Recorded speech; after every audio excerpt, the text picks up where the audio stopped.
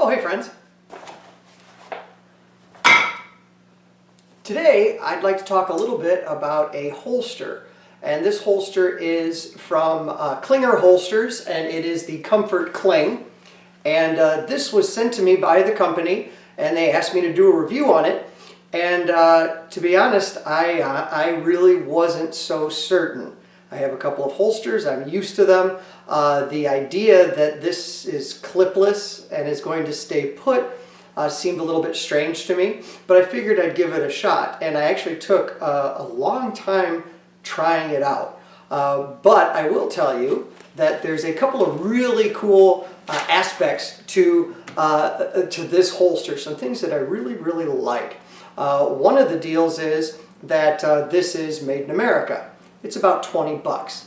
That's cheap, you know, and it's American. The other issue is that it is extremely comfortable. As a matter of fact, it's so comfortable that one time I actually forgot that I was wearing it, and I went into the restroom and I lost control of the weapon for a moment. Previously, my go-to carry gun was my Bodyguard, and it's a smaller weapon and it was just more comfortable. What I found is that with this holster, it feels almost exactly the same, and there's very little printing, and so it's really hard for anyone to see that I'm carrying, so you really have true concealed carry. In order to test this holster, I used it in all sorts of different daily types of activities. I mowed the lawn with it, which there's really not too much reason to ever wear a gun, I guess, while you're mowing your lawn, unless you're afraid of squirrels. I carried it driving, whereas normally I remove my weapon while I'm driving. I also tried it jogging and taking it on hikes in the woods, and I found it to be extremely comfortable, and I never had an issue with ever losing control of the weapon. Also, once I figured out exactly how to draw, I never had a problem, and this was something I was worried about, pulling the whole thing out of my pants and presenting a holstered weapon to an adversary. What I realized was, very simply, if you draw properly, it's going to come out properly. This is really sticky, the inside is very smooth, and it's never going to be an issue. This is where this weapon is most comfortable for me. And so whenever I go to draw, lead with the thumb, and you're never going to have an issue, right? You make sure that your thumb gets behind it, and you're never going to have an issue with it drawing. Now, I always use my hand to help guide it in.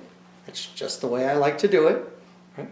But then, again, easy, and you can put it right back. And it doesn't go up and down. It stays put. I was actually really surprised about that. See? What I'm doing right now is I'm trying to demonstrate what it would be like to walk with the Klinger holster. Right? It's not moving at all now, and I really don't feel it. But what happens if I decide I'd like to jog? Well, let's see. Right now I'm going about a 5-minute per mile pace or so. Okay, I'm going about a 9-minute mile pace, so I'm not going very fast at all. But this isn't moving. That's interesting.